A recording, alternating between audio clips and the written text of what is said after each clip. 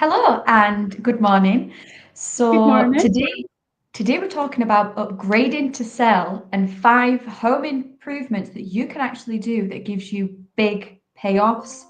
Because ultimately what we want to do is boost your sale price and increase that buying power for your next move. So it's all about finding ways to add that value in a really smart way. And something we really want to emphasize is yes, we're going to give you these brilliant tips. And also feel free to put anything in the comments if you have hints and tips, but it can be inexpensive as well. We're not asking or we're not expecting for you to spend, loads of money on it and really, really stretch yourself. There's a lot of inexpensive things that you can do, but it is about maximizing that end price and boosting your sale. And this is purely from a financial perspective. Upgrading to sell really does mean like focusing on those improvements that then turns your home into that magnet for a buyer, because there's a lot of competition out there. So what are you doing to stand out? What are you doing to meet that demand? So with that in mind, we've put together kind of like a hot list, if you like, of popular choices and things, for things that you can do to help you get sold. So what would you say some of those are, Perry? So for me, definitely the kitchen is the hub of a home, isn't it? And if it's a couple looking to buy, then definitely, or even the family, one of you is always going to be the person that's in the kitchen. So remodeling your kitchen's a big thing because that's the thing that a lot of decisions are made on. The kitchen, I would probably say, in the space is maybe the 50% part of a property, isn't it? And what you need from it. Yeah. You can, in some instances as well, if you've got the time and you've got the financial backup to do it, is convert your loft. So you could maybe add additional bedrooms and wet rooms up there. Again, if you've got time and you're planning this for a future thing, it's not something you're doing immediately, you could put extensions on. So again, just adding additional rooms, especially today, because a lot of people like that garden room feel, don't they? So that can always be a good thing. And as I say, the garden room's a big part of that. Exterior upgrades are a big thing as well. So what does that look like in regards to the curb appeal? Because the exterior thing is the thing that's going to capture people to begin with. So your general photo, or when we do their pre-photo videos, Sophie, the first thing people see is the outside of the house when we point at it standing out front. So yeah, the exterior is a big thing. Money makes money as well. It's something that we absolutely are going to be speaking about. But in investing in the right upgrades will actually give you and the person buying your house a better living experience. And if that happens, actually what then does is it transfers that into a better profit for yourself, because chances are they're likely to offer more if they think that they're getting a better buyer experience. People generally who are buying have in the back of their minds that they may need to do upgrades. So they're thinking, I might need to put a new bathroom and new kitchen, I might need to landscape the garden. So they will have a little cluster of money that they're planning to invest in that home. So if your home offers all of that, actually chances are they may offer more for your house because they know they don't need to do it because you've done it. You've saved them a lot of time, inconvenience and mess. So that's a big thing as well. So I think the remodeling of the kitchen is probably the thing that we're going to kick off with, Sophie, isn't it? Yes, absolutely, because you're absolutely right. They're the hub of the home. It normally is the heart of the home where people congregate. It's where you catch up at the end of a day, and it's less probably now, more of just somewhere where you do your kind of cooking duties and your chores, and it is more of that entertaining and social space, whether it be family and friends. But buyers love that sociable kitchen space. And it makes it then a real kind of joy to sit and eat at the end of the day and catch up and unwind, especially if you've perhaps got family over or the girls have come round. It really is that kind of hub. So things that you can look at to do that is, have you perhaps got your kitchen and then a separate room, perhaps a additional reception room, or your dining room separate, but actually what is the option for opening that up, and making it one big open flowing space? Is there perhaps space to extend at the side, and add an additional kitchen space? And something that people are doing as well when they're opening up their kitchens is, if it's backing onto the garden, they're then obviously opening up with bifold doors or big patio doors, which is letting that light flood in, but it's then also giving you that outdoor indoor kind of feel. Glass wall of, whether it be spilling out onto a patio. We're selling one in Pitt and Weem just now, and it just opens beautifully onto your patio deck, and it's just stunning. And that's where they go out and have their morning coffee. And it is, because it's all about lifestyle as well. So actually people can see that lifestyle that they're getting with perhaps that open plan kitchen with the big glass doors. Is there perhaps skylights that you can add as well, within the roof space? one thing that I love as well is when you see it and you've got a bathroom or an ensuite and you've got the shower and then above is the big Velux window or the skylight. That is just stunning because you don't need to put a blind there because who's going to be looking in? So you can purely just see up, whether you're showering in the evening or you're showering in the morning, you're even seeing the sunset, the sunrise. It gives you an open feel. Like it really does add a big impact. Ensure, obviously, if we are making any changes, try and also keep it practical as well. If we're thinking about opening up space and doing open plan kitchens and dinings, think about storage as well, because that is a big thing, especially if it's perhaps a family home that you're doing this work within. We need storage space. We've all got clutter and stuff we want to kind of keep away and out of sight, out of mind. So make sure we still have the cupboard space and the storage space and space. I think that's really important, Sophie, isn't it? And I think when we do viewings, the constant question is, oh, there's lovely cupboards, or oh, there's not much cupboards. Cupboards is a big thing. We have all of this beautiful property, but the main thing is cupboards. Where do I keep the things that are every day to me that are essential? And where can I hide things away? And if you've not got the space, then suddenly people start to think, well, actually, that's going to be out in the open now. And then it's a messy room and it's not as slick. And it changes the whole vibe of a house, doesn't it? It does, absolutely. So touching on that, then, if you are looking to do an extension, then perhaps try and factor in, and it doesn't need to be big, but is there options for the utility space to hide that away? And like a utility space come boot room, that's also a big selling point, is utility area. So if you're doing an extension, is there scope for that? Think about, if you are opening up the kitchen dining area, think about, okay, yes, I'm opening it up, but actually, is it practical enough that somebody can actually get a dining table in this space? Because there's no point going to all the effort and you can't even get a dining table in the area. So it is essential to think about that finished look and the investment. Yes, you're doing it perhaps for yourself at this present time, but what does it look like when you come to sell, and what are the selling points? Something to bear in mind, as much as we say, obviously, this can be inexpensive and there is quality items out there and there is things that you can do. People are doing home improvements and they're perhaps not getting a whole new kitchen, they're getting their kitchen sprayed or they're getting it wrapped, because actually the carcass and as it stands is quality. Perhaps wanting to like rejuvenate it and you get it wrapped, you get it sprayed. So there is other options, but also don't cheap that devalues it. It's about getting that balance. So that's where it's perhaps getting kind of recommendations from people or asking around or really doing your research into what you're investing into. But also on the flip side of that, without, overwhelming you, also don't go crazy and overspend, because sometimes you can do that, where you go all singing, all dancing, and really do overextend and overspend. And then chances are of actually being able to gain that back is but if you want hints and tips on that, or you want advice, speak to us, pick up the phone, drop us a message, and we're more than happy to guide you through that. But obviously you mentioned as well, Perrie, converting a loft. What does that look like? I think for me, loft conversions are one of the most popular ones that people use, isn't it? Because the space is already there. So you're not necessarily creating an additional space to your house. And I think that's a really easy one for people to be able to convert it. So it's all about the value and optimizing your home and what you can do with that. And the footprint, again, sometimes it's not necessarily a lengthy process as far as planning is concerned as well. So it's sometimes a little bit easier to kind of get the planning through for a converting the attic rather than it is to put an extension on. But obviously you need to seek guidance on that. But you'll get better return from a luxury bedroom upstairs as well. So again, for me, when I've seen conversions, generally they tend to be luxury bedrooms are added, so that actually what they may be able to do then in the main living space is use one of those spaces as a dining room if you don't want to extend out. So, bedrooms change around. Or actually the kids might have been a little bit older as well, and so mum and dad are quite happy to be upstairs rather than having the infants, which are obviously you don't want to be doing that. But adding a luxury bedroom upstairs in the attic space is fantastic, and also to put a lovely ensuite in there as well.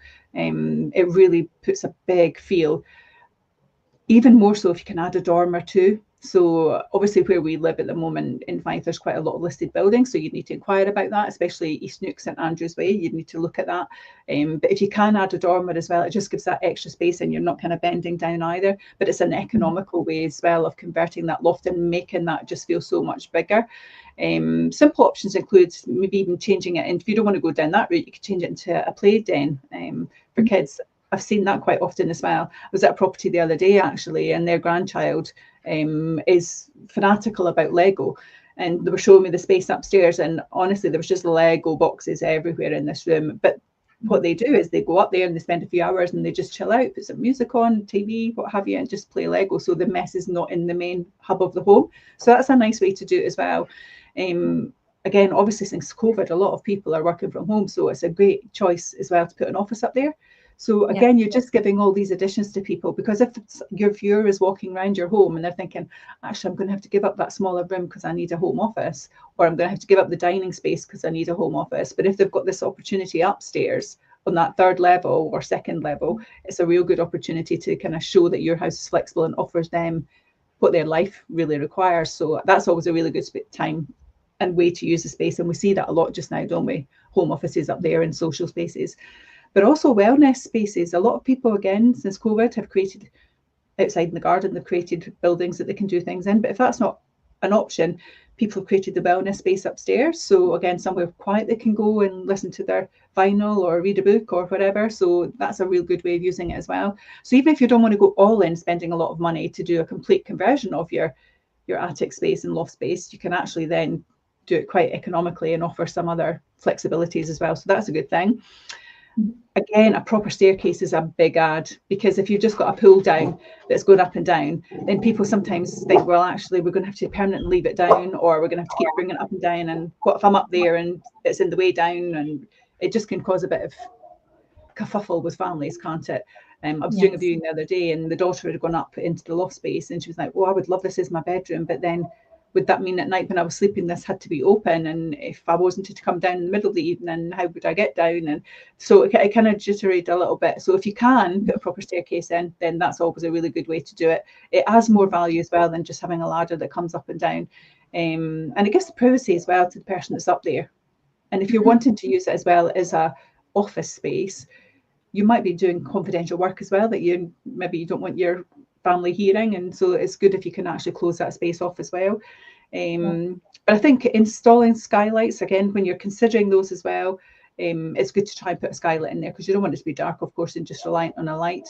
Just even for yourself, when you're in that room, you want to be able to enjoy it and have natural light. You mentioned it when you're showering and you've got skylights, you want natural light coming in, don't you? Otherwise you can kind of lose track of your day and yourself. So think about that, whether you can put a skylight in. Does it interfere with potential future spots of maybe, you want to go down an eco route as well? Maybe you want to eventually add solar panels. Is that going to interfere with that? So it's about really thinking it through. And there's lots of people out there who can give you really good advice. There's some great architects in Fife that can really help you with how you can maximise the space up there as well. But there's good ways of doing it that are economical. It doesn't need to be all in thousands of pounds that you're spending. There's good ways of utilising space that you've got in your home. Most loft conversions are treated as permitted development, only require building regulations really if you're putting dormers, etc. on. So again, just check with your local authority first before you kind of embark on this, because specific streets can be different. If you're in a conservation area, it could be different. So you could be one street behind isn't protected, but you might be if you're in that conservation area. So these are things that you just need to double check before you kind of embark on it, because if you do it without checking, that can be pretty expensive, because if you're then found to have done it, they can actually insist that you convert it back to the original state, and that can be very costly. So definitely do your homework before you start a potential conversion would be my thing. Definitely.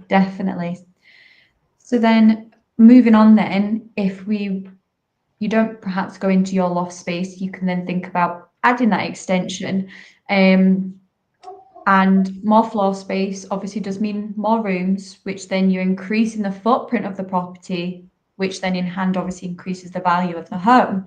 So there is an opportunity then to redefine its functionality, the flow, the layout, the configuration, and it gives it then almost like a whole new feel, like a whole new home when you do that. Because actually, yes, you might be doing the extension, but actually you're perhaps moving some of the existing functions of some rooms into that new extension and redefining the whole flow and configuration.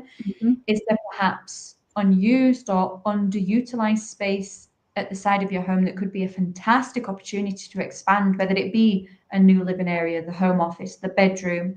Is it perhaps you doing it from a financial aspect and actually a future plan in a long-term goal that you're doing this extension for actually a separate annex that maybe at the minute is functional for the family, because you perhaps have older children that want a bit of independence, but they're still obviously close by, or you perhaps got elderly parents that you want to have close by to keep an eye on. But future proofing, is it perhaps going to be an income that you might do as a short-term let or as a long-term let? Is that a reason that you're doing an extension? So there is loads of different options as well, and something to think of, and a lot of people do it, is if you perhaps got a garage that you can extend on the top of and go over that, and that is a big thing, whether you create that as your master or additional bedroom, bathroom, people do that as well. And then as well, if you're doing it on top of a garage space, you're not losing any external footprint because you've already lost it in the garage anyway, you're just going above that. So that's a great option to consider.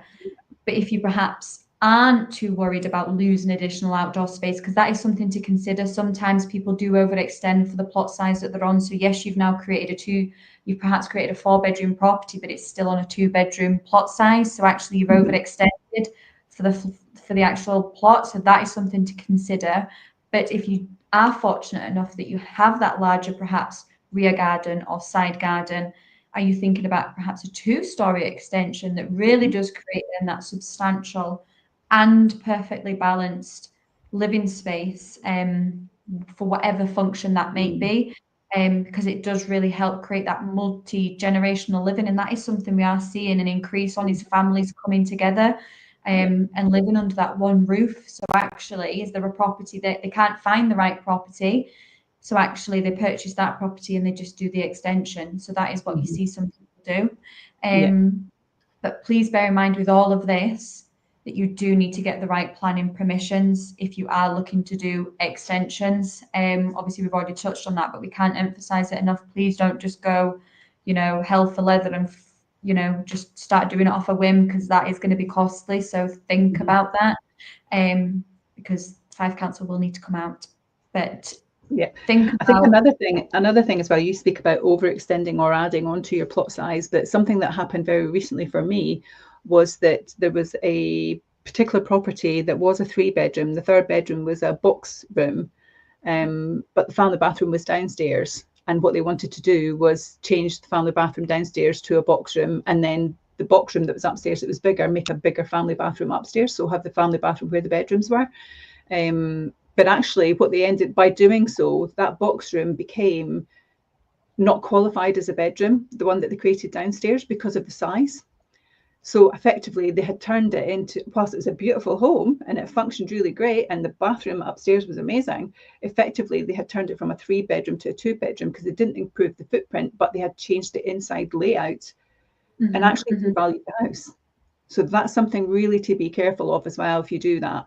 So again, it's great to make it your space, but as Sophie mentioned earlier on, whilst it's your space, think about the future as well when you come to sell it, because it will make a difference. So technically that had gone from a 3-bed to a 2-bedroom property, even though internally the floor space was amazing and what they had done was fantastic. It can impact your value too. So just because you're adding things or changing something, be careful on how you do it, because it doesn't necessarily mean that you'll always add value. It'll look great and it will appeal and your end price will be achieved, but your starting point may differ because of that change that you make. So again, just get some good advice on that. Absolutely. That's an interesting one. Okay. So then you mentioned as well, Perrie, about a garden room. What benefit is that? I think for me, a completely different take on space is creating a garden room. A well thought out garden room can really attract a value addition to your property, because people do want that. And if it's got no stairs to reach it as well, that's an even bigger bonus, because people want to just naturally flow out and have that accessibility. As you mentioned, if you've got elderly people that are living with you, mum and dad or wherever, they want to be able to go in and access the garden freely, don't they? So that just so much to a property if you've got that outside space. So I think you've got to consider your long-term flexibility of the space that you're creating. Even if you're only using it as an office or studio, for instance, what can it be in the future for someone? And could it potentially turn into a teenage den? Could it be an annex for a relative? And as you said earlier, even a holiday let. I've got a client who's done that at the moment. They had a huge garden and they've basically put a room outside and they're doing Airbnb from that, because it's great location. It's near to the beach, it's near to the golf courses, so they're renting out to golfers. So there's definitely ways you can do it. But actually, so you're earning an income from it just now. But actually, in latter life, even if you're not planning to move, in latter life, it becomes a space that you can utilize as well for something that you might want to do. But if you're going to do that, you need to consider things like insulation, heat, lighting, power. If you don't require a kitchen or bathroom in that area yet, it's a smart layout, put the groundworks in so it's at least there. So if you're creating the building but you don't need those requirements, at least it's there and it's ready to go. Because actually, even if you decide you're not wanting to do it, if you've got the plumbing, etc., in there, but you've never created that area within the room, it's a good selling point in the future, because the people who maybe want to set up a business in there, they maybe want to do beauty therapy or something like that, or hairdressing. I've got a lot of ladies who do that from home. That's a great space to be able to do that. So again, future planning, whilst it's not relevant for you, it saves the next person thinking, well, that would be great, but it means we're going to have to dig it all up and change it all, and do I really want to do that? So again, just think about what the future space might look like, not necessarily just what you're using it for today. So that's always a really good tip. And again, when it's nicely insulated as well, people feel that they can go out there. There's nothing worse if you've got a garden room, especially if you're doing your viewings in wintertime and you go out there and it's freezing, or you go out there in the summer and it's roasting. So it's about getting that balance right as well in those spaces. But again, be mindful not to sacrifice too much of your garden. I think that's a big thing too. So whilst it's great to have that external space, and if you have extended or put a garden room on, people still want the garden space. So just be mindful that you don't take up too much of it. You might not have sprawling lawns, etc., but you could have something at the bottom of the garden so you can still enjoy that garden area. People still want to have that space, because family homes, people generally will want to have some garden area. So if you've kind of extended out and overextended the plot, as you mentioned earlier, or overextended with the garden space, in fact that you've used that garden room to use up your garden, that can really devalue as well. Gardens are a premium for people. They really want to have it. So again, just it's about choosing the kind of appropriate sizing, I guess. But ultimately, for the best results on your investment, a garden cabin needs to be flexible. It needs to be future-proofed and comfortable, convenient, and offers multiple possibilities as well for your buyer to use that space for whatever their life throws at them next. I think that's really important. And then we go into the exterior, because we're kind of in that garden area, so it kind of nicely goes into the exteriors, doesn't it? Absolutely. And sometimes exterior can be overlooked, which is actually crazy when you think about it, because that is the first thing that people see when they pull up outside the property. And as well, it can actually be the least disruptive, because it's happening outside. It's not actually within your living space. You're not living in upheaval. It's externally. But it's often so overlooked. And think about it, if perhaps your potential, if you do go to market and your potential viewer or buyer is driving past, they've had a look online and they go, okay, let's just go and do a little drive-by before we book viewing. If they then do that drive-by and, I don't know, it's needing a fresh lick of paint on the render, or the window frames are dirty, or the paint's chipped, or it's just not got that curb appeal, it does actually put people off. So the outside exterior and the renovations and even just the curb appeal are so important, and it really can be the difference between selling and sticking. And when we speak about your exterior, it's things from like your windows, for example. Are you perhaps in the last kind of 10% of homes in the UK that isn't actually double glazed? Are you perhaps still sitting with single glazed windows, which obviously in the day and age that we are just now, we're all about obviously energy efficiency, and obviously that isn't going to be desirable, and that is going to devalue the home, and especially when the home report is done. And that is something that will especially be noted, especially on the EPC. So think about that as well. What is your windows? And then the exterior in terms of the paintwork. So that's from the front door to the window frames to the render to the repointing. Is there perhaps damaged brickwork?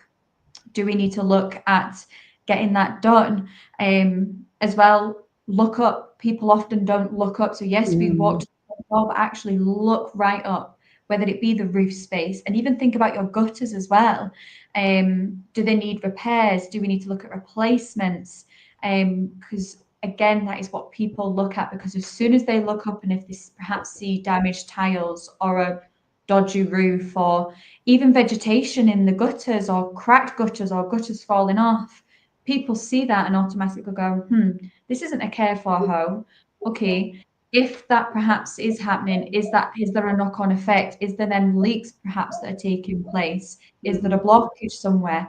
Then the mindset goes, okay, for me to rectify that, what is that going to cost? Then they start knocking you down on price. Yeah, absolutely. And I must admit, I don't know if you do this, Sophie, but every time I'm at a viewing, at valuation, and if they've got a garden, it's a great opportunity actually for us to get a good look at the rear of the house and also the rooftop space. And I will always walk to the very end of the garden and look back at the house.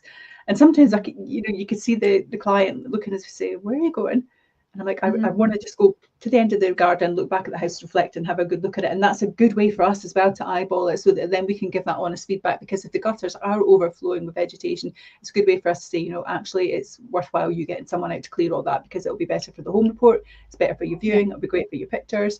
So it's little things like that that come into what we do as well, that actually not necessarily are thought of, but it's a good way to give the client insight as to how best to prepare their home, isn't it?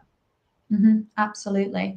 And another big selling point as well, and what people are looking out for, is parking. What does that look like? Is there a driveway space, or do I perhaps have to park on street?